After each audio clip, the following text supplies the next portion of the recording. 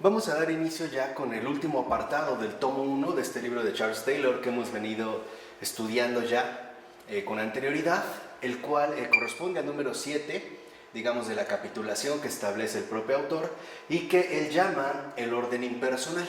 No es, digamos, la última fase que él va a describir dentro de este tomo 1. Y empieza diciendo que ahora abordaremos la segunda faceta que reside en un rasgo central del deísmo, tal como suele definirse el término. Recordemos que el deísmo es esta postura filosófica que aparece ya en el siglo XVII, tomará fuerza en el siglo XVIII, y que propone la idea de un Dios más bien conceptual, abstracto, pero que no tiene una correspondencia directa con el Dios revelado o con algún Dios vivo que pudiera tener algún tipo de relación, digamos, personal con los seres humanos. Entonces, ya habíamos visto un rasgo, pero ahora vamos a ver una segunda faceta. Y dentro de esta segunda faceta, el rasgo crucial consiste en un cambio en la interpretación que se hace de Dios y su relación con el mundo. Entonces, en esta segunda faceta hay una nueva interpretación que se hace con respecto a Dios mismo, o sea, en los términos en los cuales se va a definir, y también con respecto a su relación con el mundo, vamos, a nuestra realidad concreta, ¿no?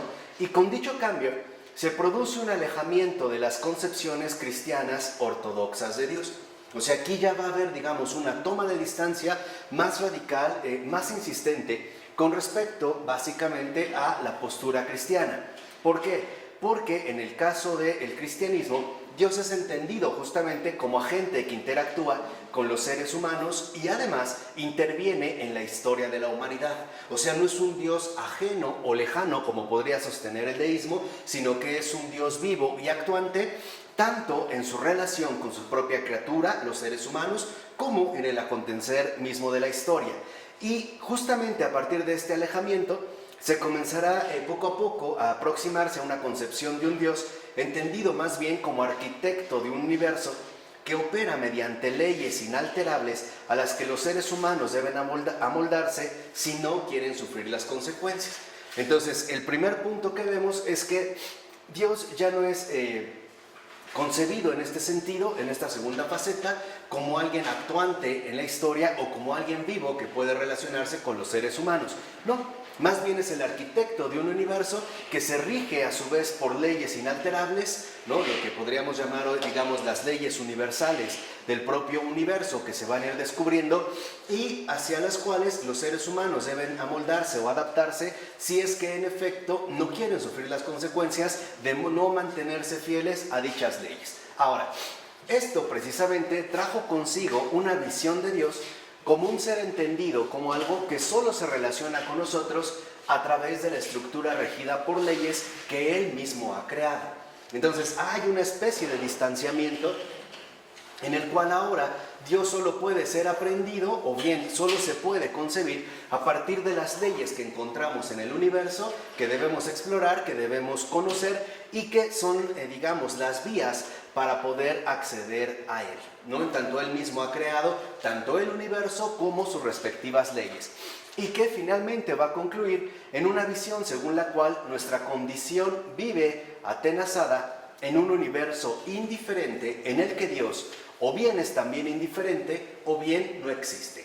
Entonces, esta es la segunda faceta que iremos describiendo a lo largo ya de este último apartado de la obra de Charles Taylor para que entendamos cómo fue posible que Dios fuera concebido o bien como alguien indiferente, o sea, como el arquitecto de un universo que le impuso sus leyes y él ya no tiene que ver con, digamos, el funcionamiento de este mecanismo, o bien que en último término no existe, ¿no? Bastaría con captar las leyes de este universo, el conocerlas, el comprenderlas, como en gran medida lo hizo una postura científica en su momento, y entonces concluir a grandes rasgos que Dios no existe. Así que desde esta perspectiva, el deísmo se puede considerar un punto intermedio en el camino que conduce al ateísmo contemporáneo. ¿Por qué? Porque en el deísmo se despersonaliza la realidad viva de Dios y se empiezan a ofrecer alternativas teóricas que terminarán afirmando o bien que es indiferente Dios, o sea, lo único que nos interesa son las leyes que rigen en el universo, o bien que Dios en todo caso sería algo prácticamente innecesario. Pero el ateísmo, como veremos, es un resultado posterior. No, todavía no se presenta, al menos como una postura teóricamente establecida, ¿no? Como una alternativa, por lo menos también disponible para la gran mayoría. Entonces, ciertamente, en la medida en que decae la concepción del cosmos como locus, acuérdense, como espacio, ¿no?, de espíritus y potencias causales significativas, se deja espacio para que aparezca un dibujo del universo como algo gobernado por leyes causales universales. O sea, se empieza a entender al universo como un mecanismo regido por leyes causales, o sea, en términos de causa-efecto. Vamos a decirlo así, bajo la causalidad de que si sucede algo, por ejemplo A, entonces llegaríamos a B, obtendríamos un determinado resultado causal, ¿no? Por ejemplo, todo lo que sube tiene que bajar, que después veremos, por ejemplo, ya formuladas estas leyes universales en la teoría de un Isaac Newton, ¿no?, por mencionar alguno, ¿no?, que empiezan a hablar precisamente de la descripción de estas leyes. En algunos casos, dijimos, todavía se habla de Dios, pero en términos del arquitecto del universo, punto, no más, o en otros de plano se va a rechazar su existencia. Ahora, al mismo tiempo, la razón científica era un motor y una beneficiaria del desencantamiento. Recuerden que el desencantamiento apela a la eliminación de todas realidades no inmanentes, ¿no? No vamos a decirlo, de toda realidad trascendente. Este mundo extrahumano, ¿no? Aquí ya todo se empieza a percibir en términos naturales. Y es esta razón científica cuyo progreso llevó a las personas a tildar de superstición toda clase de creencias y prácticas religiosamente tradicionales. ¿Por qué? Porque estas prácticas y estas creencias religiosamente tradicionales pues no eran compatibles con la razón científica, que empieza a tomar cada vez mayor dominio, ¿no? Empieza, vamos a decirlo así, a ganar más terreno. Y además aparece otro factor sumamente importante que consiste en la nueva actitud adoptada con respecto a la historia. Y esto también es un factor clave para comprender la era secular. Esta nueva actitud que se adopta con respecto a la historia. Dicha actitud, de hecho, equivalía a establecer una negativa a considerar que determinados sucesos legendarios tuvieron lugar en alguna época superior o en algún tipo de plano superior, trascendente, inespecífico del ser, como el de, por ejemplo, los dioses o los héroes. Y así, como menciona Charles Taylor, precisamente el tiempo se homogeneiza. No hay, digamos, realidades trascendentes a las cuales apelar para comprender la historia. El tiempo se vuelve homogéneo. No hay planos superiores, sino que todo ha formado parte de una secuencia, vamos a decirlo así, linealmente pareja. No hay como ya estos sucesos legendarios que nos podrían conducir hacia la concepción de tiempos superiores o de épocas superiores, como podrían, digamos, representarlo en el caso de los mitos, a través de las figuras de los héroes o bien de los dioses que aparecen, por ejemplo, en la Teogonía de Hesíodo, ¿no? Cuando habla del origen de todo, la creación de los dioses, un tiempo inmemorial que estaría, digamos, colocado en un estrato superior con respecto a la época presente, ¿no? Se ha homogeneizado, todo se ha vuelto prácticamente lineal dentro de esta concepción del tiempo. Y uno de los lugares donde se puede apreciar esta homogeneización es en las diversas tentativas de ofrecer una explicación de los orígenes de la cultura humana o bien del lenguaje. Empiezan precisamente, ¿no?, a establecerse alternativas para hablar de los orígenes del lenguaje o bien de la cultura humana en términos puramente inmanentes, ¿no?, sin ninguna referencia trascendente o sin ninguna categoría legendaria que nos coloque a suponer que hay tiempos o épocas superiores, ¿no?, digamos, mayores que las que se están viviendo en el momento presente. De hecho, en lugar de las teorías estáticas del lenguaje del siglo anterior, como las de Hobbes y Locke, que ofrecen una explicación del mismo en términos de las funciones que desempeña, por ejemplo, como ordenar nuestros pensamientos o comunicar, y se limitan sin más a dar por hecho que surgió en algún momento con el fin de satisfacerlas, estas eran, digamos, las teorías sobre el origen del lenguaje estáticas. O sea, básicamente debido a nuestras necesidades, pues tuvimos que desarrollar medios de comunicación para ordenar nuestros pensamientos y así poder expresar nuestras ideas. Y no importa tanto el origen, sino la función que desempeña. Por eso dice, bueno, surgió en algún momento, no es relevante, lo importante es la función que cumple. Ahora, por el contrario, aparece la necesidad sentida de ofrecer una imagen psicológica y sociológicamente realista de cómo se pudo haber producido esta génesis, a través de intentar rellenar el supuesto punto de origen y el presente, de volverlo homogéneo. Por ejemplo, se descarta de entrada que el lenguaje sea un don divino, o que el lenguaje prácticamente no pueda entenderse a partir de un origen enteramente humano. Lo que se busca es lo que les dije, que haya una línea directa entre lo que ocurrió antes y lo que está ocurriendo ahora.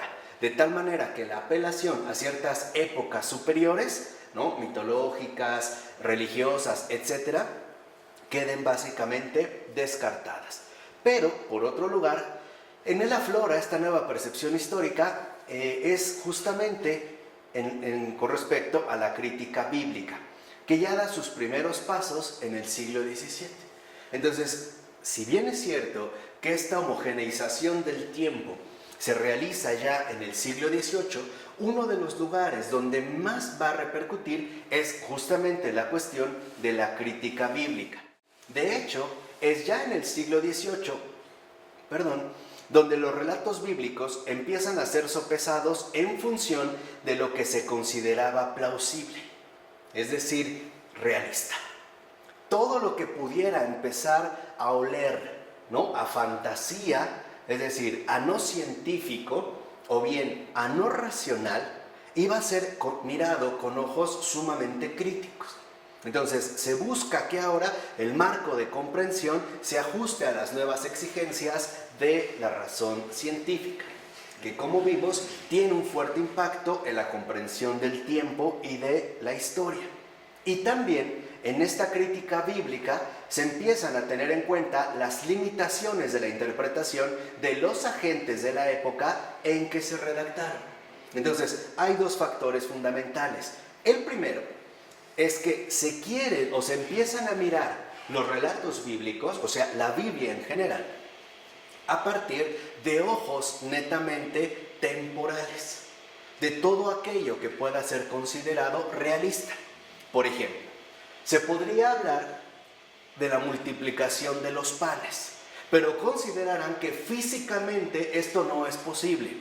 ¿Por qué? Porque no corresponde con las leyes universales que rigen el universo y que ahora se han adoptado como normas o criterios exclusivos de comprensión. ¿Vamos bien? Entonces van a decir, no, tal vez se habla en una manera metafórica o bien alegórica, pero no real. O sea, sería entonces, en todo caso, una narración fantástica de ciertos sucesos, ante todo, vamos a decirlo así, como maximizados. Esto es por una parte, en el caso de la crítica bíblica. Pero también ahora se empieza a cuestionar acerca de la capacidad de los propios agentes que transmitieron el mensaje. En este caso, vamos a llamarlo así, los apóstoles.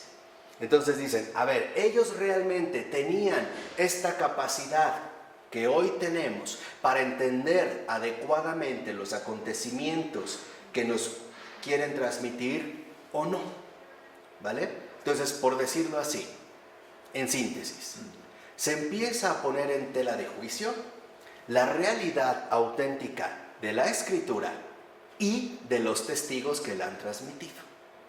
Estas son, digamos, las dos líneas que empieza, dijimos, ya a emerger desde el siglo XVII.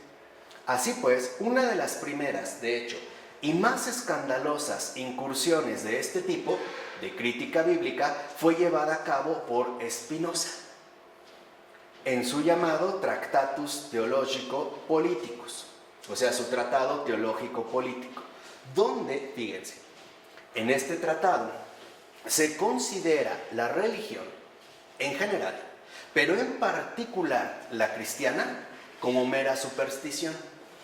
Ante todo, por su oposición a esa razón, o sea, al propio sistema de Spinoza, que descarta todo tipo de milagros y todo lo sobrenatural, incluyendo, por supuesto, lo demoníaco.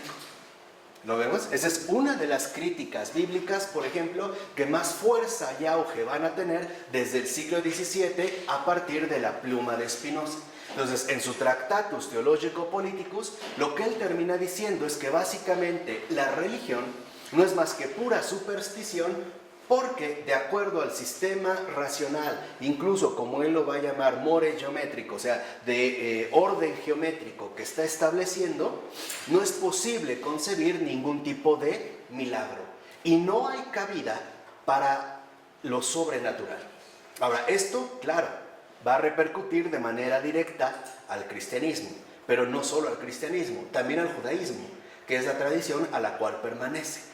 Al grado de que Spinoza va a ser expulsado de la comunidad judía y va a ser acusado de hereje, ¿no? Y es más, ya hoy podemos saber, gracias por ejemplo a los estudios serios de un Jonathan Israel, un intelectual contemporáneo, que la ilustración radical, o sea, esta postura atea radical, va a tener como raíz fundamental a Spinoza. Sí, fue el primer gran atacador, ¿no? Sí, así como tal, sí. O sea, de manera sistemática en el siglo XVII, pero, vuelvo a repetir, tomando como base la crítica bíblica, ¿vale? Este es, digamos, Spinoza está en la base de todas estas posteriores críticas bíblicas que o bien cuestionan la veracidad histórica de los relatos de la escritura bíblicos, o bien ponen en entredicho la veracidad de los testigos que lo han transmitido. ¿Vale? Estos son, por así decirlo, los dos ejes que se van a cuestionar seriamente. Aparece destacado aquí Spinoza. Y podemos darnos cuenta cómo esta línea y la que fuera impulsada por la ciencia natural pudieron unirse para poner en duda determinados sucesos milagrosos de las Escrituras. Entonces, por decirlo así, una de las metas es quitar todo lo milagroso, o sea, todo lo que no resulte racional para los hombres que están llevando a cabo esta crítica dentro del ámbito de las Escrituras. Por ejemplo, es célebre la actuación de Hume, David Hume, que es uno de los más destacados representantes de la Ilustración escocesa, no precisamente francesa, en este sentido. Por ejemplo, cuando él pregunta si realmente nos parece más razonable aceptar que se produjo determinado suceso excepcional, es decir, milagroso, antes que poner en duda la veracidad o la precisión, o sea, la autenticidad de los testigos que lo transmitieron. Entonces, aquí se abre una variante alterna que lo que cuestiona en sí ya no es tanto el hecho, sino quizá la interpretación que dieron aquellos que lo transmitieron. ¿Vale? Entonces, esta es una línea mucho más delgada, vamos a decirlo así, es una línea mucho más fina de ataque hacia la postura religiosa. Porque una de las cosas que quizá se van a empezar, digamos, a promover es que aquellos que han transmitido estos sucesos probablemente los falsearon o no tenían una seriedad plena como para considerarlos dignos de crédito.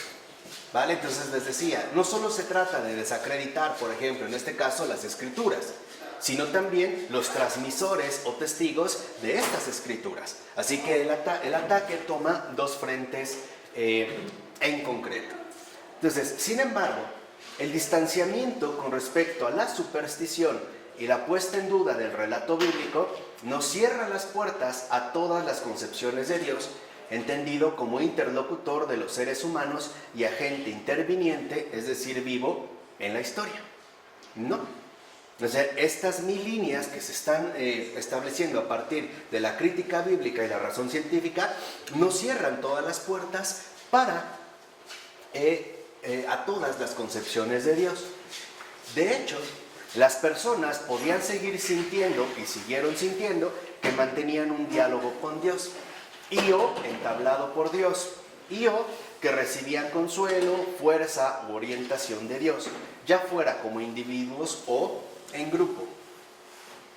En toda esta época de, digamos, de Spinoza y más ataque, ¿no hubo algún filósofo católico que saliera, digamos, a la defensa? Alguno, porque como que después de Suárez ya no hay nada, salvo Leibniz, que hace una pequeña defensa, Bueno. pero no es católico.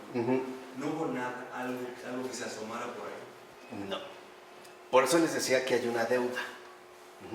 ¿Por qué? Porque para muchos lo importante era la cuestión teológica que estaba implicada. Y me parece que un factor quizá que no ayudó era considerar el avance de la razón, sobre todo bajo un aspecto negativo, o sea, bajo el aspecto corrosivo que aquí se manifestaba, y que no se logró captar que este avance de la razón también podía ser benéfico, es decir, aplicado de manera positiva a la propia comprensión de la realidad cristiana. Entonces muchos se atrincheraron y se volvieron en este sentido más bien una especie de apologistas, ¿no? Encarnizados contra este tipo de posturas que empiezan a ser llamadas ya modernistas, y que veremos que es una postura que por lo menos la Iglesia va a mantener a lo largo del siglo XVIII y del siglo XIX.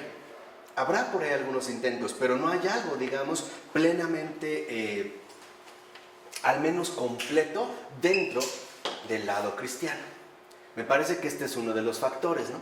Y vemos pues entonces que a pesar de la historia filosófica que Gibbon, ¿sí lo conocen?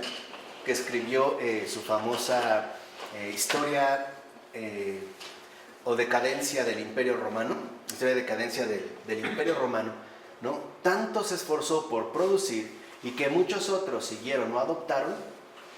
O sea, en esta obra lo que hace Gibbon, Edward Gibbon, es realizar una especie de historia filosófica que aborda la religión con espíritu secular y muy en especial a la Iglesia Católica.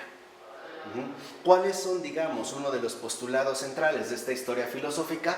Que contempla a la Iglesia Católica no como la depositaria de la verdad o el error, sino como una sociedad humana sujeta a las mismas leyes sociales que las demás sociedades y que por eso mismo tiende a explicar las acciones de los eclesiásticos en términos de motivaciones de poder, prestigio, ambición o rivalidad, desatendiéndose por completo de si las doctrinas católicas son verdaderas o falsas. Entonces aquí ya vemos un perfil que va a tomar una fuerza extraordinaria. O sea, lo que hace Edward Gibbon, por ejemplo, en su historia filosófica, es plantear que la Iglesia Católica no es más que un invento humano. No es más que una organización social como cualquier otra sociedad y que por lo mismo, entonces, los representantes eclesiásticos, llámense sacerdotes, cardenales, obispos y particularmente el Papa, solamente desempeñan funciones de poder, prestigio, ambición o rivalidad, que para Gibbon son como las características esenciales de toda conformación social. Entonces, si lo vemos, este es el punto que se va a abordar, pero ya no se entra a discutir plenamente si las doctrinas católicas son verdaderas o bien falsas. ¿Me explico? O sea, hay aquí, digamos, también como otra variante. Entonces, a partir de esta historia filosófica, incluso así, las personas no por ello quedaron por completo privadas de su relación con Dios. Aunque con el auge de este tipo de narración ilustrada que sostiene con espíritu secular, que las personas empezaron a utilizar la razón y la ciencia en lugar de la religión y la superstición para librarse finalmente del cristianismo. Esta es la meta, ya lo habíamos dicho.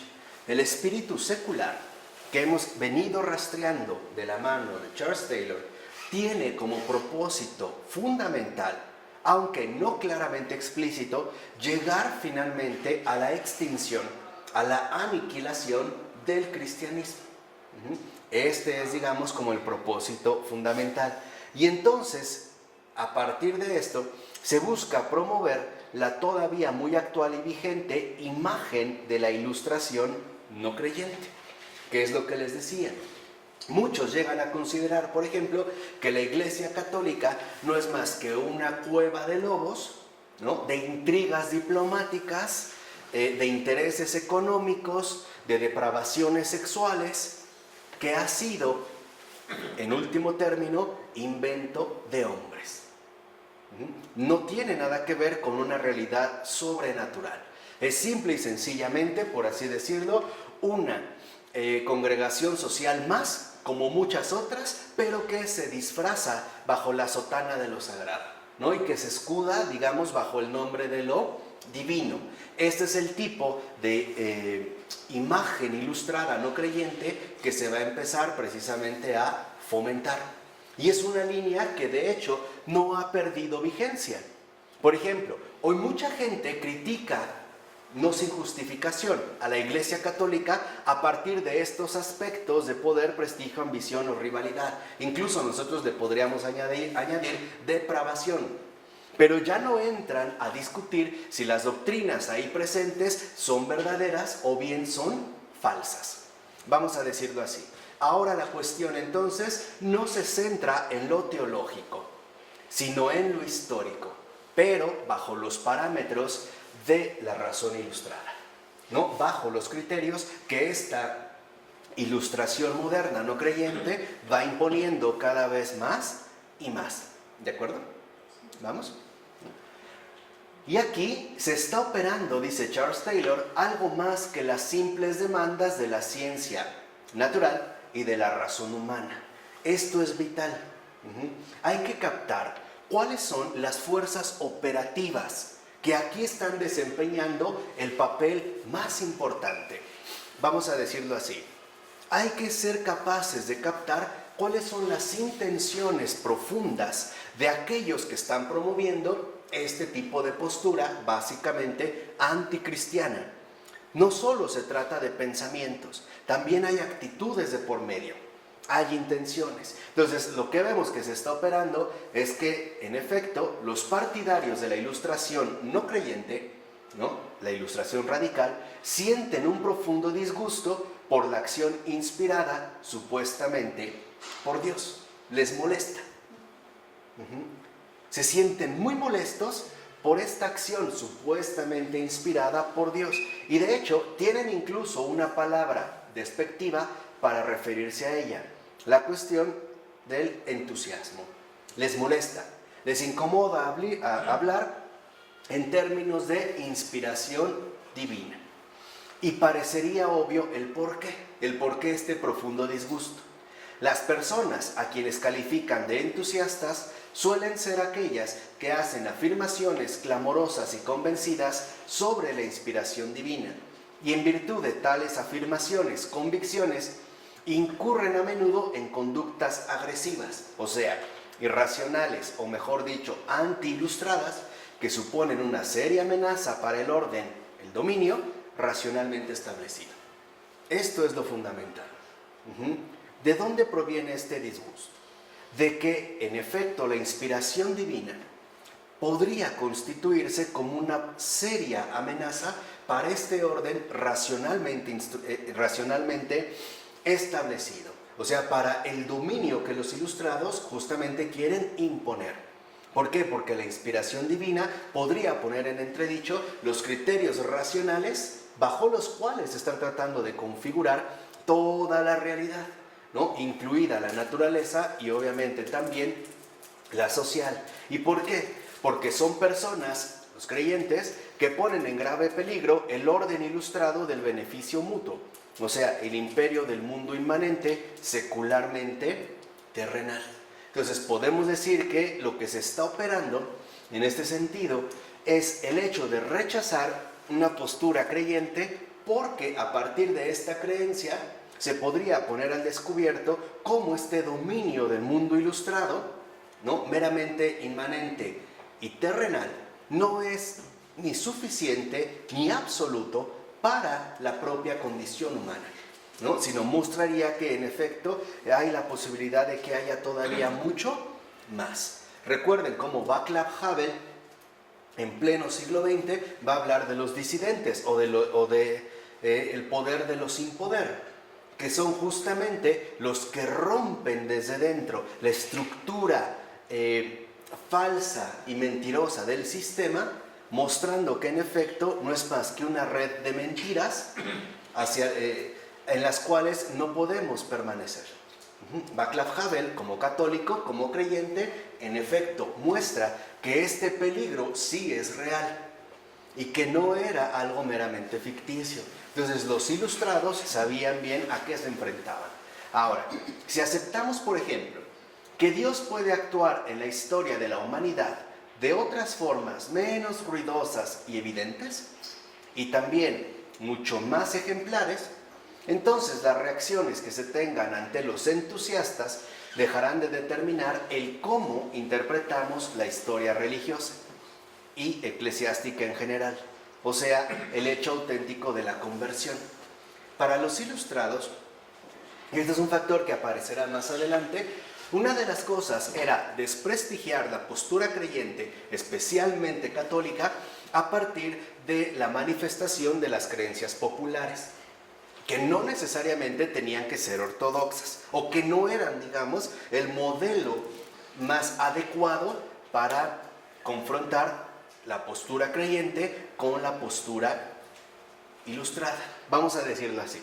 Los ilustrados, nada tontos, tomaron lo más feíto para que a partir de ahí pudieran establecer una imagen negativa de todo el conjunto, ¿no? Entonces vemos que no se habla, por ejemplo, como dice Taylor, de formas menos ruidosas y evidentes, mucho más ejemplares, que tendrían que ver con estos acontecimientos profundos de conversión experimentados por tantos y tantos corazones humanos, sin que haya necesidad de hacer ruidos o estruendos. Ni siquiera, por ejemplo, se percibiría la necesidad de realizar revueltas sociales o escándalos públicos, ¿no? Simplemente las obras que, en pocas palabras, Dios realiza en lo secreto del corazón, ¿no?, de muchas personas. Y entonces el deslizamiento hacia el deísmo no fue solo el resultado de la razón y la ciencia, como lo establece la historia de sustracción que Charles Taylor tanto critica, sino que reflejaba un profundo desagrado moral, muy consolidado por la vieja religión, hacia el hecho de considerar que Dios es un agente vivo y activo en la historia. Vamos a decirlo así: lo que los ilustrados rechazan es que haya una autoridad diferente a la que ellos estipulan. O, por ponerlo en términos más claros, lo que les disgusta es que haya alguien que les diga, por ejemplo, qué hacer y qué no hacer. Se han erigido a sí mismos en pauta absoluta y en una norma invencible, ¿no? Entonces, los ejemplos, por eso, que daban los ilustrados no creyentes de los entusiastas, de los creyentes, buscaban generar el efecto de que parecieran, o que incluso fueran, escabrosos y o escandalosos por ser moralmente ofensivos.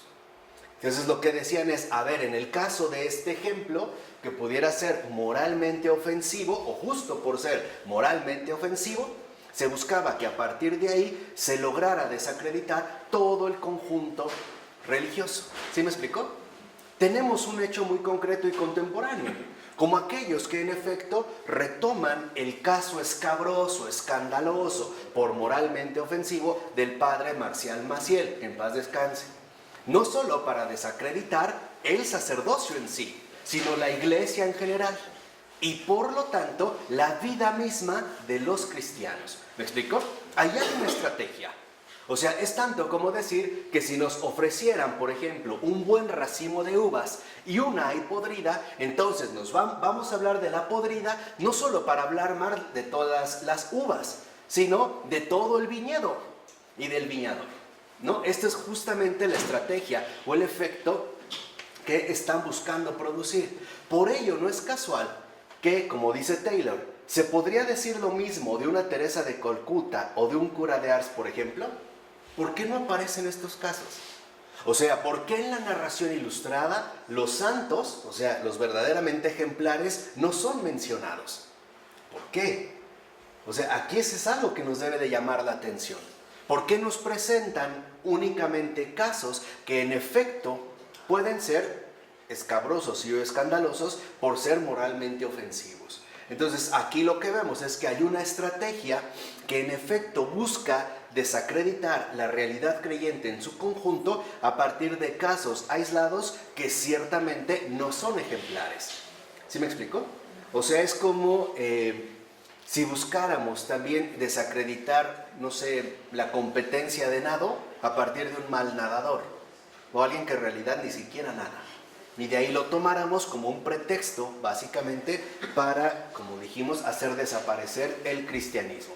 Así que las doctrinas ilustradas dominantes de la condenación de la mayoría y la gracia divina estaban calculadas para que Dios pareciera un tirano arbitrario que mostraba predilecciones caprichosas y que estuviera más preocupado por aspectos crípticos de la honra secular que por el bien de sus criaturas. Entonces, esta es precisamente como otro rasgo de la línea ilustrada. Lo que nos están diciendo básicamente, o lo que ellos empiezan a promover, es que justamente cuando se habla de condenación y de salvación, de cielo e infierno, no son más que pretextos para dominar a las personas y mostrar que en realidad Dios es un tirano que castiga a unos, condena a unos y salva a otros de manera meramente arbitraria. Así que entonces no es un Dios bueno, es un Dios tiránico, injusto, caprichoso, etc., ¿no? Que está ahí como este gran ojo, un gran vigilante, esperando el momento más oportuno para condenar, para aplastar a todas sus criaturas, que era otro rasgo de estas doctrinas. Y así se afirmaba que muchos de los relatos bíblicos del Antiguo Testamento, por ejemplo, mostraban a un Dios que incitaba al pueblo de Israel para que cometiera actos espantosos, sin excluir el genocidio.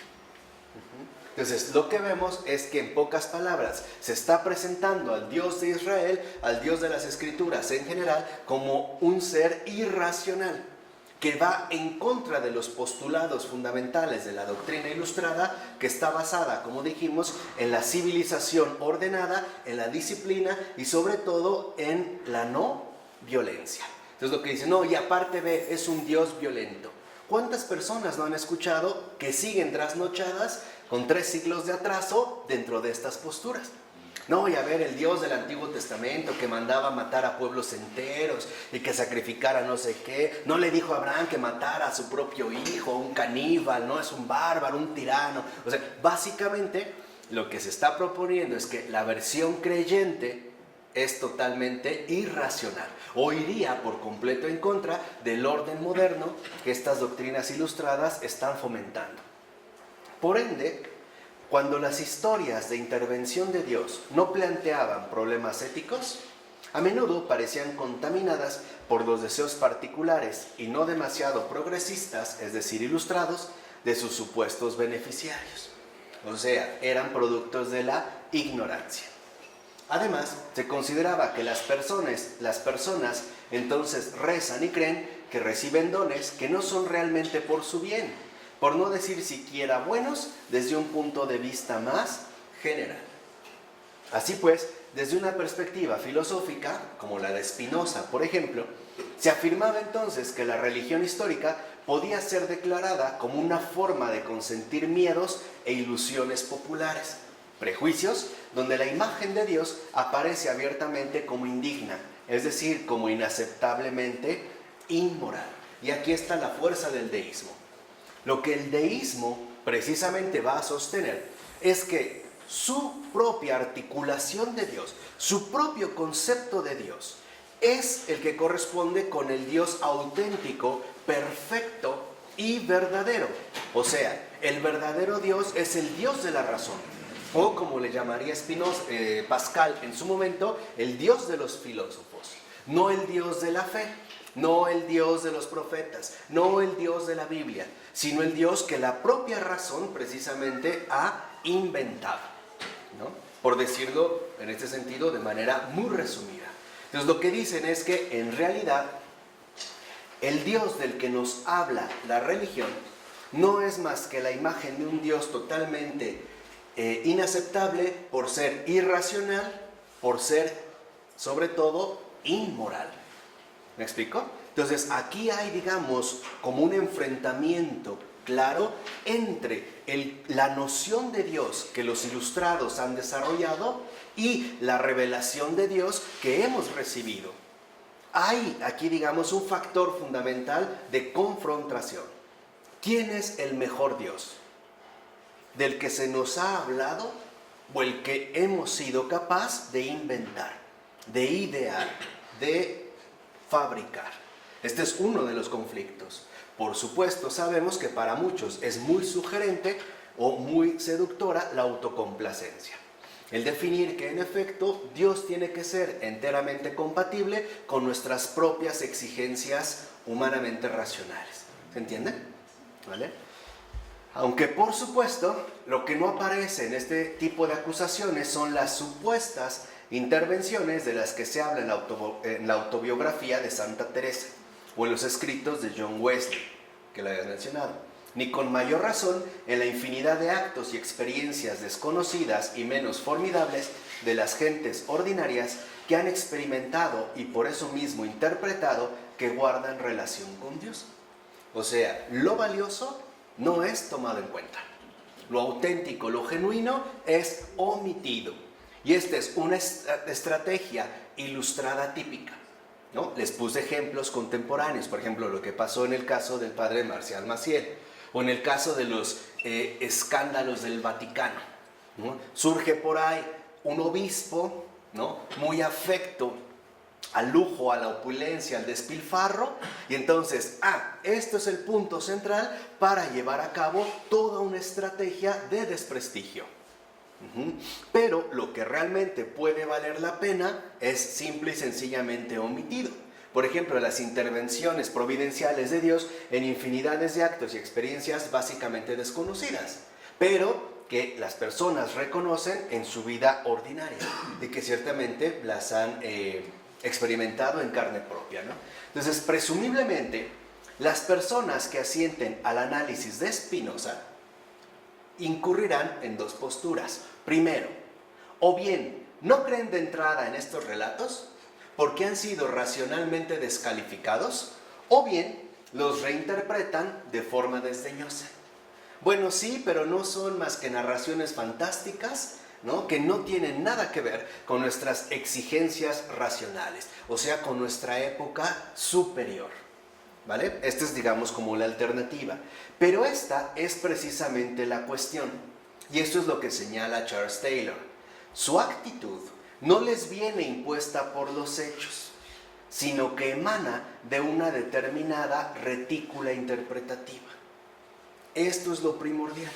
O sea, no son en sí los hechos los que les causan tanto escozor, sino que su actitud viene promovida por una peculiar retícula interpretativa. Vamos, por la postura de comprensión que de antemano ya han asumido. Por tanto, podemos decir que la pregunta interesante es la siguiente: ¿qué genera y motiva este tipo de retícula? Esta postura interpretativa, ¿no? ¿Qué es lo que la motiva y genera? Pero antes de responder a esta pregunta, o sea, antes de describir este proceso, puede servirnos de ayuda el adoptar una perspectiva histórica más profunda acerca de las cuestiones implicadas. Porque hay varias cuestiones que en efecto están implicadas al momento de adoptar esta peculiar retícula interpretativa, o esta postura epistémica, o esta, vamos a decirlo así, ¿no?, actitud ilustrada.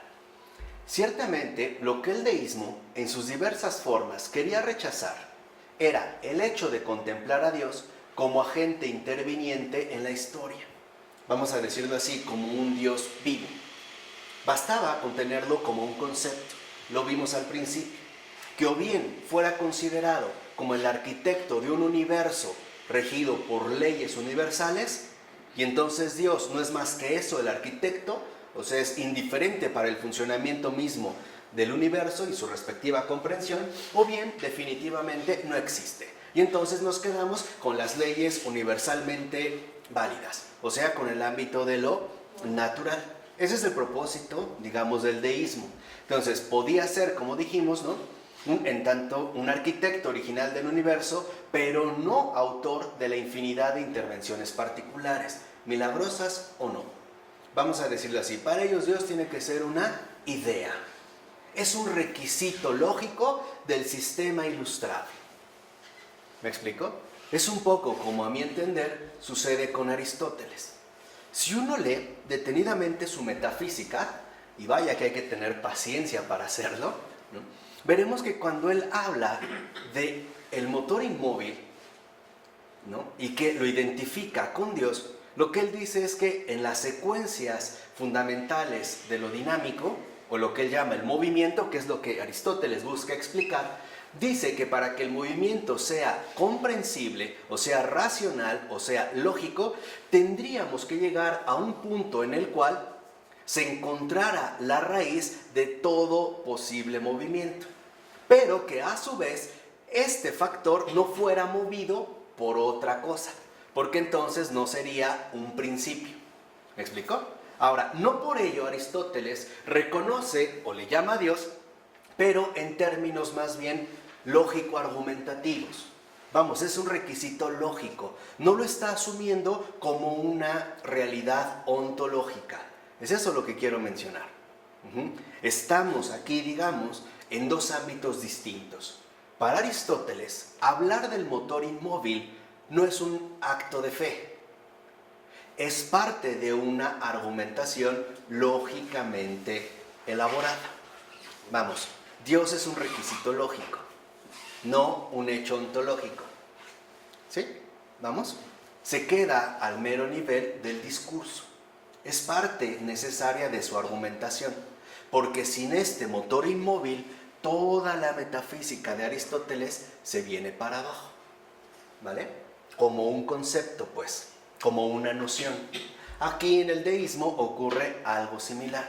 Por eso, la cuestión aquí era en algunos aspectos una repetición de aquella otra con la que la Iglesia había ya lidiado en la época de la patrística. O sea, no es nuevo este tipo de confrontaciones. La Iglesia ya se había enfrentado a algo similar ya en la época de la patrística, donde se trató de desmarcar a la doctrina cristiana de la actitud dominante que estaba expuesta, por ejemplo, en la terminología empleada. ¿Cuál es esta terminología empleada? Pues los vocablos griegos, en donde en efecto domina como un marco tanto interpretativo como un marco peculiar de comprensión. Entonces, por decirlo así, lo que los padres de la Iglesia, justo en la época de la patrística, intentan mostrar es que, aunque utilicen términos griegos, no están hablando el mismo idioma. Lo utilizan, a diferencia, como herramientas para mostrar que hay un mundo de significación muy distinto al que se podía llegar a entender de manera usual, ¿vale? O sea, que lo cristiano puede ser dicho en griego, pero no agotarse dentro de este esquema, dentro de este marco interpretativo. De ahí, por ejemplo, que al principio se considerara como más apta para expresar el querigma, o sea, el anuncio cristiano, el platonismo, en un sentido amplio, cosa que, por otra parte, Filón de Alejandría ya había utilizado para formular el judaísmo en términos griegos, ¿vale? Si este es, digamos, el lenguaje conceptualmente más elaborado, entonces es imposible no recurrir a él. Pero habría que mostrar que la significación profunda de la realidad cristiana implicaba el renovar o el expandir la semántica propia de esta terminología, enriquecer el concepto, darle nuevos horizontes de expresión o darle un contenido semántico que hasta entonces había pasado desapercibido, ¿vale? Es como la tecnología, la terminología la que se va a ver enriquecida. Entonces, por ejemplo, en el siglo III, tanto Clemente de Alejandría como Orígenes habían hecho uso de tal opción para elaborar parte de las doctrinas cristianas básicas. Si nosotros repasamos la gran obra del gran Clemente de Alejandría, veremos como muchos de los términos que emplea son términos que para la mayoría forman parte del vocabulario filosóficamente técnico griego, pero que él empieza literalmente a enriquecer a partir de un horizonte de significación mucho más amplio. Por ejemplo, la cuestión de la gnosis. La gnosis, para el mundo griego, vamos a decirlo así, no era más que la iluminación intelectual hacia la cual solo unos pocos, los elegidos, los iniciados, podían llegar. Esa era la gnosis. Y uno de los requisitos fundamentales para que la gnosis se diera en ciertas almas privilegiadas era o consistía en rechazar todo aquello que resultara ser de naturaleza material, es decir, corpórea, y llegar así al ámbito del intelecto puro, de la pura, precisamente, intelectualidad, como elevación intelectual o bien iluminación intelectual. ¿Vamos? Pero para Clemente de Alejandría eso no es la gnosis. La gnosis para Clemente de Alejandría significa ante todo la transformación radical de toda la persona humana a partir de las enseñanzas de Jesús de Nazaret. No se reduce, vamos a decirlo así, a un ámbito netamente intelectual, sino que implica la transformación, la divinización de toda la estructura humana. ¿Vamos? O como San Justino Mártir. Justino Mártir, en el siglo II, él era filósofo, y aparte era un filósofo griego. Conocía muy bien las doctrinas dominantes, platónicas, aristotélicas, helenísticas, etc. Pero en su conversión, él empieza a hablar de la verdadera filosofía. Y lo que dice Justino Mártir es que la filosofía no se reduce a un marco técnico de razonamientos sistemáticos, sino que la verdadera filosofía es, ante todo, la vida nueva que Jesús ha venido a traer al mundo. Por eso, por ejemplo, Justino Mártir, en este sentido, será como tan importante para el posterior desarrollo de lo que se llamará la filosofía cristiana. Para Justino Mártir queda claro que filosofía no es una mera actividad intelectual, sino que ante todo la filosofía, o sea, el amor a la sabiduría, involucra precisamente la confesión de Cristo y la encarnación de su espíritu. Se trata justamente de apreciaciones muy distintas, aunque el término en efecto empleado se dé en griego. Por eso, si lo vemos, el Nuevo Testamento, ¿en qué idioma está escrito? En griego. Pero lo que dice en griego no tiene el significado griego. No está dentro de la intelectualidad griega. ¿Sí queda claro esto o no? Porque es muy importante entender esta diferenciación.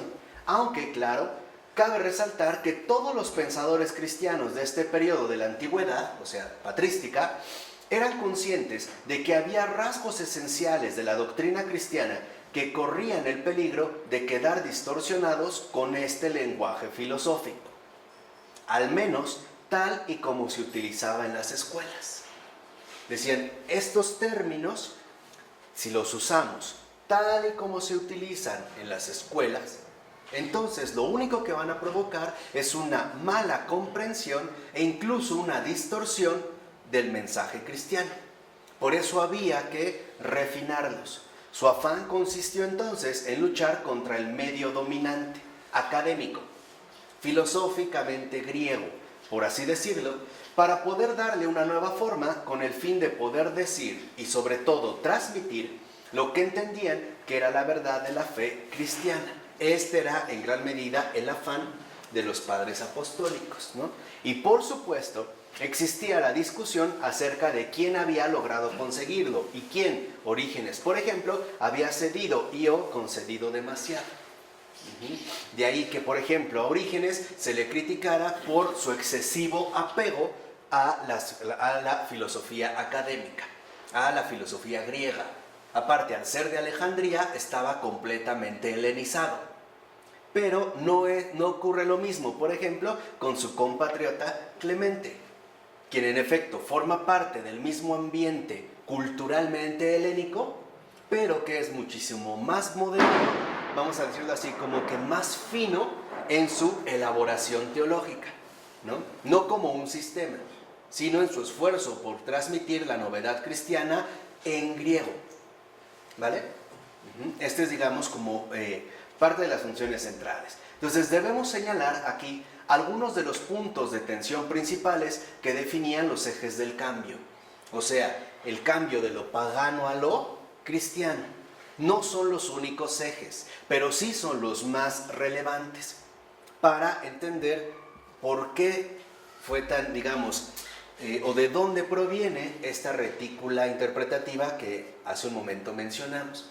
Entonces, si ahorita empezamos a describir los ejes del cambio principales, ¿no? que para entender el cambio de lo pagano a lo cristiano, en primer lugar tendríamos que mencionar la cuestión de el cuerpo, nuestro cuerpo, o sea, lo corporal. Veamos, el paso, ¿no? de lo pagano a lo cristiano.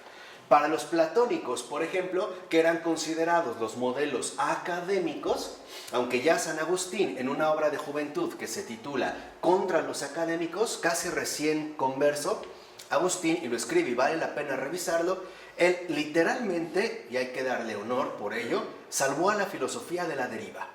Él lo que muestra en este textito es que la filosofía académica, o sea, la filosofía dominante, había ya llegado incluso a la locura. Había rayado ya en el disparate, o sea, en el escepticismo. Lo que dice Agustín es que la filosofía no tiene por qué terminar tan mal, que la filosofía tiene una vocación mayor y que hay que reenderezarla. Entonces, literalmente, quien salva a la filosofía pagana es Agustín, pero no significa que por eso es platónico. E incluso, aunque en un principio sigue muy apegado a estos lineamientos oficiales académicos, ya en sus retractaciones, por ejemplo, él mismo reconoce algo tan básico como lo siguiente, ¿no? Sus palabras literales de Agustín en sus retractaciones son, creo que a veces me pasé con Platón, no era para tanto, abusé, ¿no? Ahora que ya he madurado, me doy cuenta de que no es el único parámetro filosóficamente aceptable, se me pasó la mano. O sea, reconoce él mismo su excesivo apego a este orden académico. Pero bueno, entonces, en el caso del cuerpo, ¿no? Para ellos, los platónicos, los académicos, alcanzamos nuestro estado más elevado en una situación que trasciende al cuerpo y por ende, ser seres encarnados es de hecho un estorbo para la obtención de dicho estado superior. Por eso se le atribuye a Platón una frase como la siguiente: el cuerpo es la cárcel del alma. Por eso, para los platónicos, el cuerpo no es más que un estorbo para alcanzar nuestro estado superior, que sería el estado de la inteligibilidad pura, o como muchos también le suelen llamar, nuestro estado de alma en el mundo de las ideas, ¿vale? O sea, el cuerpo es un estorbo, es inservible, no tiene ningún propósito. En síntesis, para los platónicos y los académicos, para los griegos en general, para los paganos en general, el cuerpo no sirve pero para nada, en esta línea académica, ¿vale? En consecuencia, el cuerpo debe ser controlado, o sea, disminuido en esta vida mediante la disciplina. Por ejemplo, Pitágoras, que en gran medida es uno de los principales maestros, o por lo menos inspiradores, del señor Platón. ¿Qué hace Pitágoras? Pitágoras forma una doctrina filosófica que ante todo está basada en el sometimiento del cuerpo a partir de reglas ascéticas estrictas. Por ejemplo, es para los griegos, ¿no? En este caso, para Pitágoras, que era fundamental establecer una rígida o un rígido código de alimentación, dieta ascética. Entonces, no comer carne, no beber vino, no comer ciertas leguminosas. ¿Por qué? Porque pueden generar actividad estomacal que nos perturben y por eso, básicamente, ¿no? Limitarse a una especie de vegetarianismo exclusivo, de tal forma que nuestro cuerpo esté sometido, ¿vale? Dentro de esta línea. Pero el contacto con lo más alto a través de la inteligencia, o sea, gnosis, en sentido griego, alcanza su máximo nivel más allá de esta vida, ciertamente corpórea. Este énfasis en la desencarnación es, naturalmente, una posición extrema del mundo antiguo. No todos lo van a sostener. Habrá contrarreacciones dentro del propio mundo griego que dirán que en realidad lo fundamental es lo corpóreo y que todo se limita a lo corpóreo, y por eso surgirán, por ejemplo, teorías llamadas hedonistas o sensualistas que buscan el placer corporal y por lo tanto también el placer del alma, pero que al ser todo corporal, entonces lo que pensemos que habrá más allá no es relevante, sino lo que vivimos, en pocas palabras, aquí y ahora, ¿no? Bueno, esta es una línea extrema. Pero es cierto que la cultura pagana del mundo antiguo suscribía en todo caso una visión del cuerpo, según la cual lo entendía como un elemento subordinado. Es decir, el cuerpo en último término es algo inferior, es algo menor. ¿Por qué? Porque es corporal, porque es material. Y al ser tanto corporal como material, está sometido al cambio y por lo tanto a la corrupción. Muchos de nosotros queremos aplicar este mismo esquema griego a la realidad cristiana. Y de ahí vienen estas ideas distorsionadas de que hay que lastimar al cuerpo, flagelar el cuerpo, para que entonces podamos engrandecer nuestra alma, o bien nuestro interior. Y así vemos, como menciona Peter Brown en su obra The Body and Society, que en la noción pagana de persona, vean, en la noción pagana, el alma había sido concebida como lo que gobernaba el cuerpo con la misma autoridad atenta, si bien en ocasiones tolerante, con que los varones bien nacidos gobernaban a quienes les eran inferiores y ajenos. Por ejemplo, su esposa, sus esclavos y el populacho de las ciudades. Entonces, lo que en esta, digamos, línea se consideraba que el cuerpo es inferior, ¿no? En nuestra propia realidad humana. Sería lo bajo, aquello de lo que hay que incluso en una posición académicamente extrema deshacerse, en una postura, ¿no? Y como señala Peter Brown, en la Palestina de la época de Jesús, este tipo de dualismo alma-cuerpo ocupaba una posición secundaria, si es que estaba presente, con respecto a otro elemento que resultó ser el corazón. Para el planteamiento hebreo, el dualismo cuerpo-alma no estaba presente. En realidad no era algo relevante. Para el planteamiento hebreo, lo que sí era fundamental era la cuestión del corazón. ¿Qué entendían, digamos, en este caso, ¿no? En sentido hebreo, cuando hablaba del corazón? El corazón se considera la sede de nuestra orientación más profunda y elemental, de nuestro amor y preocupación. Y por eso, si había un dualismo, este no se daba entre el corazón y otra cosa, ¿no? Como en el modelo pagano, cuerpo material y alma inmaterial. No, sino más bien entre diferentes tipos y orientaciones del corazón. O sea, hacia dónde es que el corazón se dirige o bien se inclina. Por utilizar una imagen bíblica, el corazón humano podía convertirse en una piedra impasible, o sea, indiferente, fría, dura, seca, que sería algo incluso inhumano. Es decir, podía convertirse en una piedra indiferente a la llamada de Dios o a las necesidades del prójimo, que en último término representaría una muda rebelión contra la voluntad de Dios. Si lo ven, el esquema de comprensión es completamente ¿qué? Diferente. Aquí no hay un dualismo alma-cuerpo, no. Lo que importa es la orientación profunda del corazón del hombre.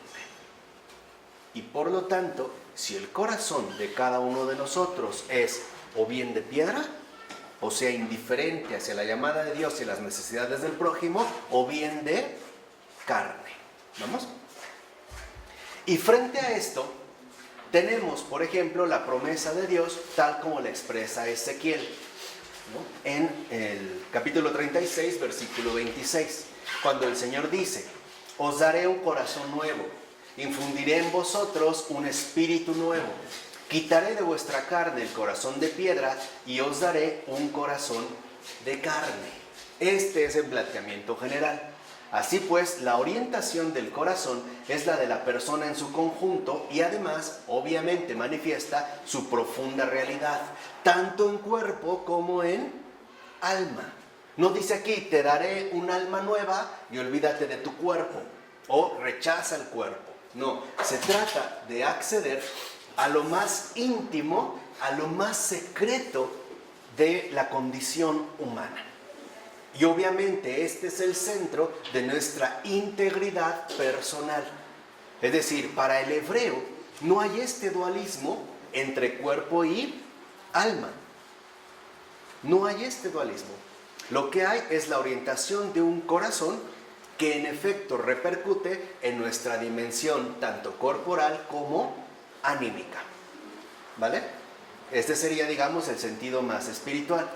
Y como muestra a sí mismo Brown, esta es la base de una forma completamente distinta de ascetismo corporal y sexual que encontramos, por ejemplo, entre los esenios. Sabemos que los esenios es un grupo que ha adquirido mayor relevancia a partir de... No me hagan reír, no me voy a aguantar, no estoy tratando de aguantar. Nada más voy a decir...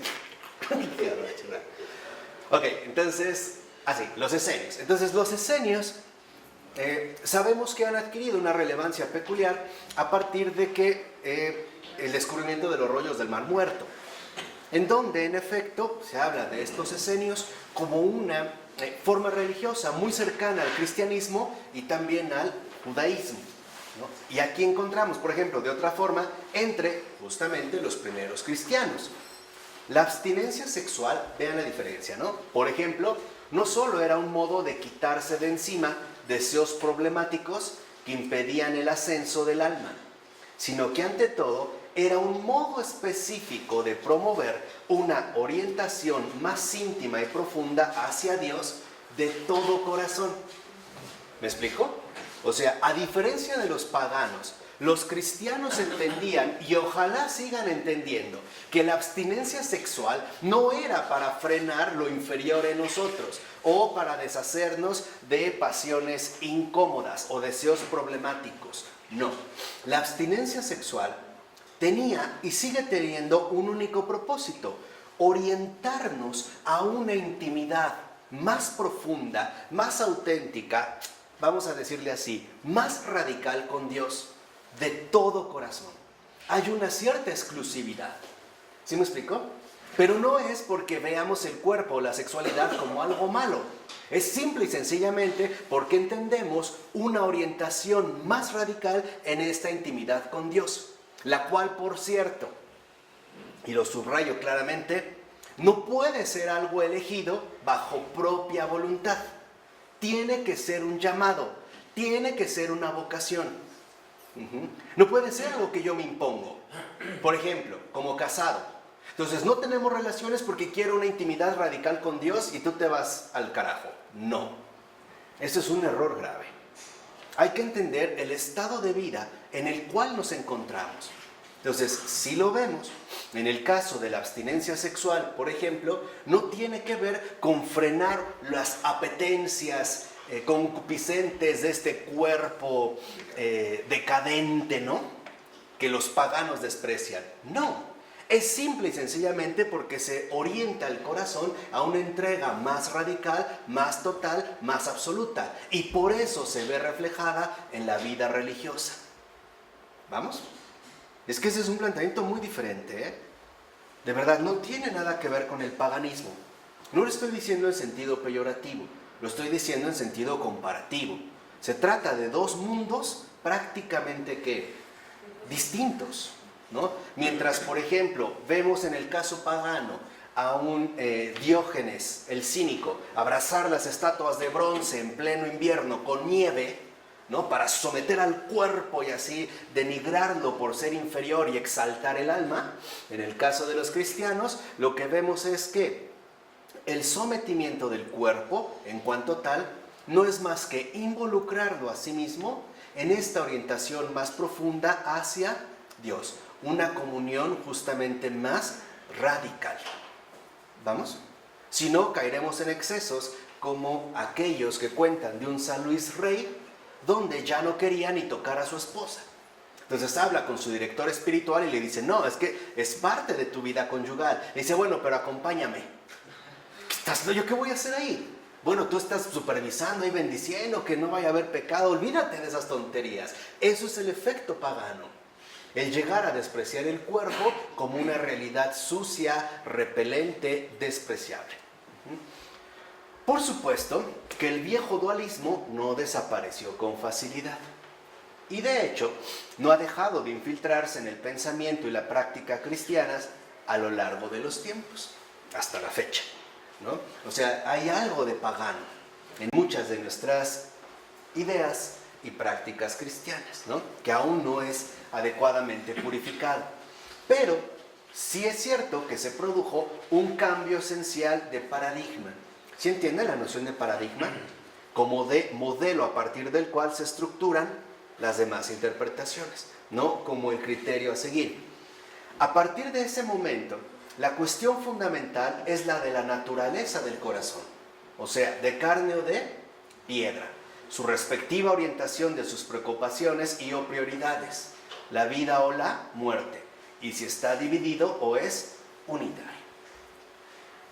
Ya no hay un dualismo plenamente, vamos a decirlo así, definido, que denigra y desprecia el cuerpo y exalta lo inmaterial, en este caso el alma. No, ahora la cuestión es otra.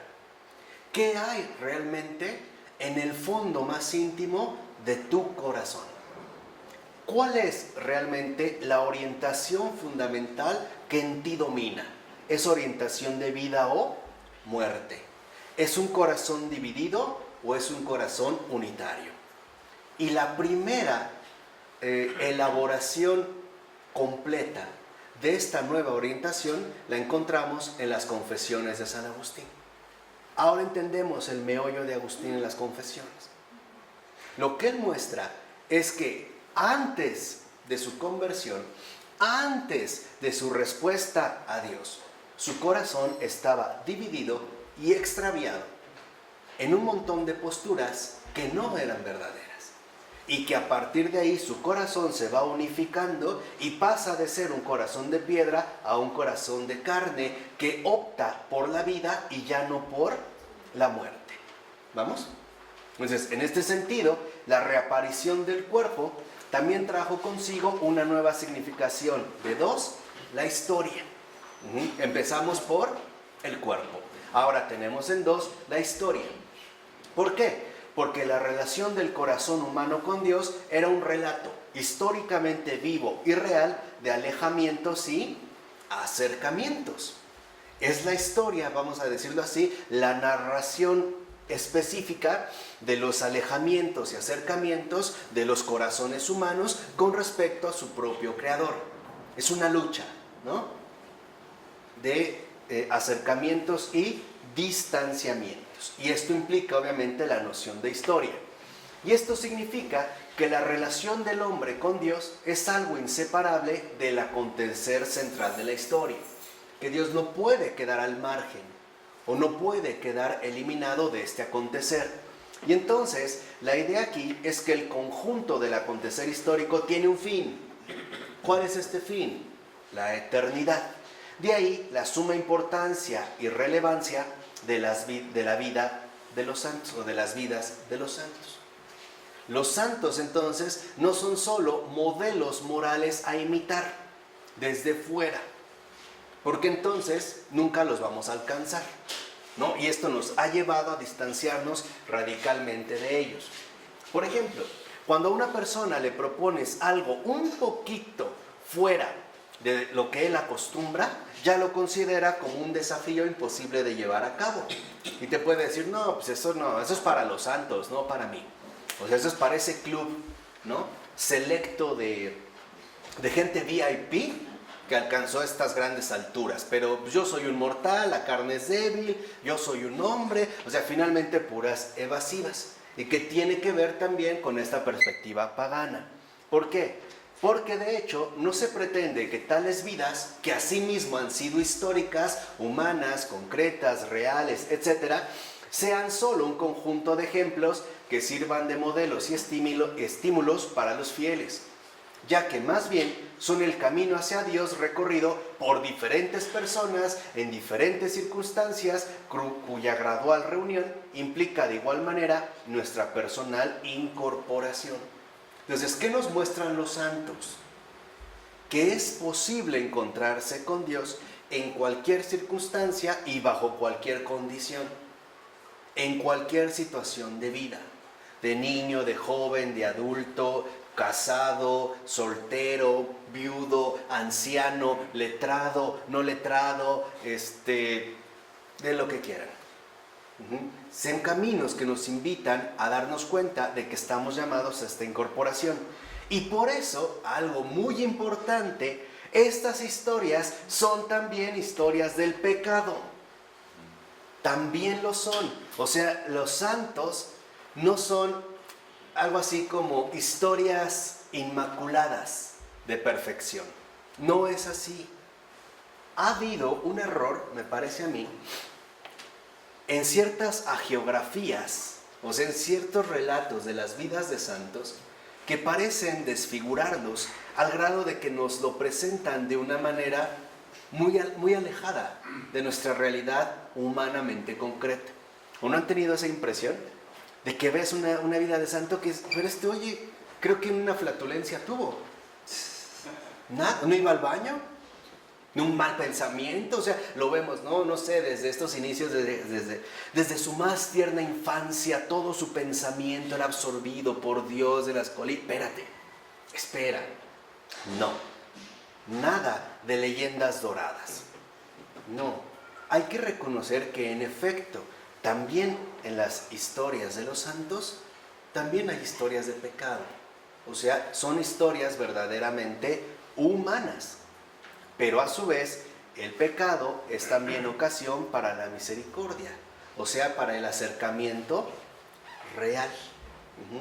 Y aquí creo que vale la pena destacar nada más un ejemplo de que vean cómo, por mucho que nosotros consideremos que un santo está lleno de santidad, no por ello deja de ser humano. Acuérdense de San Juan Evangelista, el apóstol del amor, el discípulo amado, ¿no? Que ha adquirido así como una relevancia muy grande por su cercanía con Jesús. No fue este mismo apóstol el que en algún momento, cuando no son recibidos en ciertas poblaciones, no es el primero que le dice a Jesús: Señor, ¿quieres que mandemos a traer fuego del cielo y que los quememos a todos estos? No había tanto amor, no era tan bueno pues como lo llegó a ser. Debemos entender la realidad concreta de la santidad, que es un camino de luz y sombra, de gracia y pecado, cuya dinámica se va haciendo más compleja, pero también más definida a lo largo de una trayectoria vital. Porque esto es, por cierto, lo que tanto le criticaron a, digamos, las religiosas más cercanas, si mal no recuerdo, especialmente a la hermana de Santa Teresita del Niño Jesús y de la Santa Faz. Cuando ella ya estaba en su último combate, postrada en cama, hacía aseveraciones muy drásticas que emanaban de un alma que experimentaba, por ejemplo, ¿no?, la aridez y el peso radical, por ejemplo, del ateísmo. Teresita del Niño Jesús llegaba a decir: Dios no existe, es mentira. Y ella de repente decía, ¿no?, estoy siendo atacada por, digamos, las afiladas espadas del ateísmo más radical. ¿Sí se entiende? Entonces, cuando vieron estos relatos y empezó la causa de la beatificación, ¿qué hicieron? Meterle mano. No, pues esto quítaselo. ¿Cómo? Va a manchar, ¿no?, la historia. No puede tener esto, entonces quítalo. No, nada de esto. Algo parecido querían hacer con Teresa de Calcuta, que afortunadamente no ocurrió, porque se publicaron sus cartas privadas bajo el título de Vence mi luz. Y ahí vemos cómo de repente ella llega a decir, no, Dios no me ama. No me ama. Yo no siento que me ame. Sé que es amor porque lo veo a través de los demás. O sea, cómo los atiende, me acerca a ellos, pero a mí Dios no me ama. Serias dudas, incursiones, etc. Y también esto quería ser quitado del expediente para que apareciera de una manera impecable. Error. Tenemos que entender la santidad como el encuentro dramático entre la gracia y el pecado. Este encuentro dinámico, dramático, pero también extraordinario, donde cada vez se va perfilando la primacía de uno de los dos. ¿Sí? ¿Vamos? Para que no creamos que son inventos o situaciones meramente raras o alejadas de nuestra situación concreta. Porque por eso mucha gente se desanima. Por ejemplo, considera que ha tenido avances en la vida creyente, en la santidad, pero de repente tiene un resbalón, una caída, etc. Y ya piensa que fracasó, que eso no es para él, que esto es para otras gentes. No, mentira. No es así. O sea, tenemos que entender nuestra realidad concreta y por lo tanto no querer alterar nuestra situación también históricamente encarnada. ¿Vale? Además, la significación de la historia que ingresa en la eternidad como historia recopilada comporta, a su vez, 3, la significación personal de los individuos, o sea, cuyas identidades se entienden a partir de esas mismas historias. Su vida personal en tanto testimonio, un testimonio históricamente real y concreto, no una invención sobrehumana o superhumana que iría más allá también de nuestras propias realidades históricas. Y esto supone una nueva significación para 4, la contingencia, que es un punto también muy importante de tener en cuenta. Vean, para el paganismo, los accidentes nacidos de la condición de la materia y del flujo de los acontecimientos pueden afectar ciertamente, para bien y para mal, a la manera en que se encarnan las formas, las ideas, el cumplimiento de las ideas, pero las propias formas permanecen inalteradas. Y esto es algo válido, por ejemplo, tanto para Aristóteles como para Platón. Les voy a poner un ejemplo muy sencillo. Si una manzana se pudre o alguien llega y muerde una manzana, se alteró la condición de esta materia. ¿Estamos de acuerdo?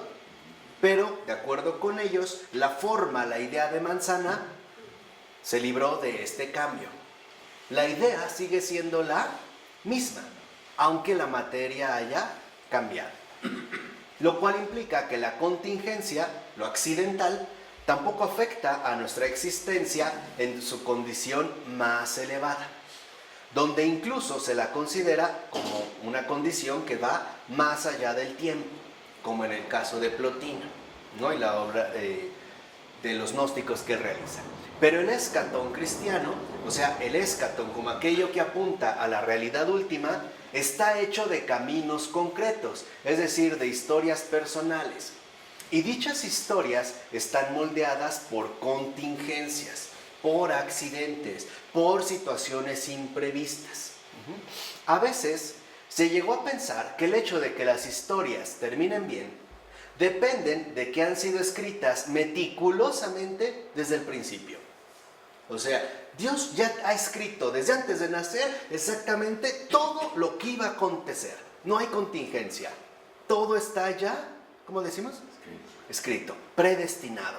Y ese era nuestro destino, ¿no? Así tenía que ocurrir. Entonces se llegaba a sostener, por ejemplo, o se llegó a pensar que Dios planea pecados. De modo que puede tener preparada de antemano un poco de intervención providencial. Entonces crea los pecados, pues, también para que experimente su misericordia y así crear, ¿no?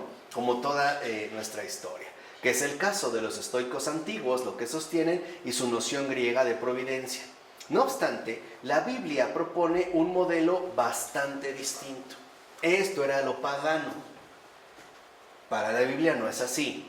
La providencia de Dios es su capacidad para responder y resolver cualquier cosa que el universo y la agencia humana arrojen y produzcan.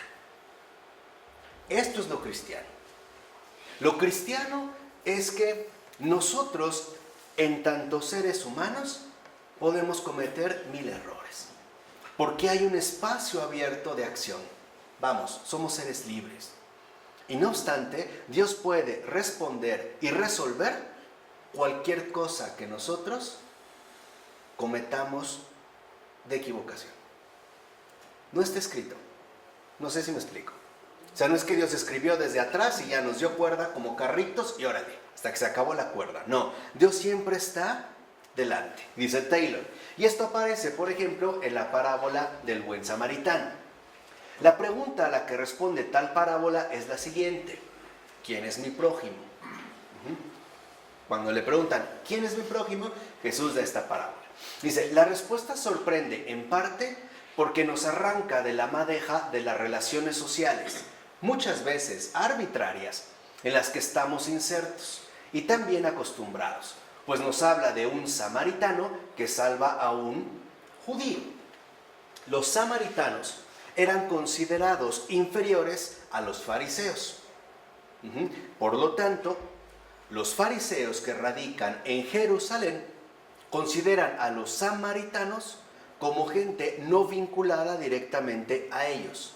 Y por lo tanto, no había como un lazo afectivo cercano. Más bien se mantenían en reserva, ¿no? Había reservas entre unos y otros, o sea, se mantenían a distancia. Pero asimismo, claro, sabemos que rompe estas relaciones sociales, ¿no? Dice, pero asimismo nos lleva más allá de cualquier relación establecida para adentrarnos en el dominio de lo contingente, y esto es lo importante, o sea, de lo accidental. En pocas palabras, mi prójimo es cualquiera con el que me cruce. Sangrando, herido, lastimado, maltrecho en el camino. Y fue una pura casualidad que yo llegara precisamente en ese momento. Hay una intervención abierta de lo humano cuya respuesta Dios siempre ofrece. ¿Sí me explicó? O sea, no estamos ya determinados a hacer lo que hacemos, ni a hacerlo como lo hacemos. Dice, es una casualidad, pero esta casualidad puede ser la ocasión para reconstruir una madeja de relaciones más bien animadas por el ágape, o sea, por el Espíritu de Cristo. Por así decirlo, la acción contingente, casual, del samaritano forma parte de la respuesta de Dios a la bola desviada que los ladrones han lanzado en la historia. ¿Sí se entiende esto último? Es esta respuesta. Los ladrones han cometido una equivocación y Dios la puede ¿qué? Arreglar. ¿Porque ya estaba escrito? No, porque también es libre, así como nosotros somos libres. Es un poco lo que Dieter Stein sostenía, por ejemplo, en esta gran obra de Ser finito y ser eterno.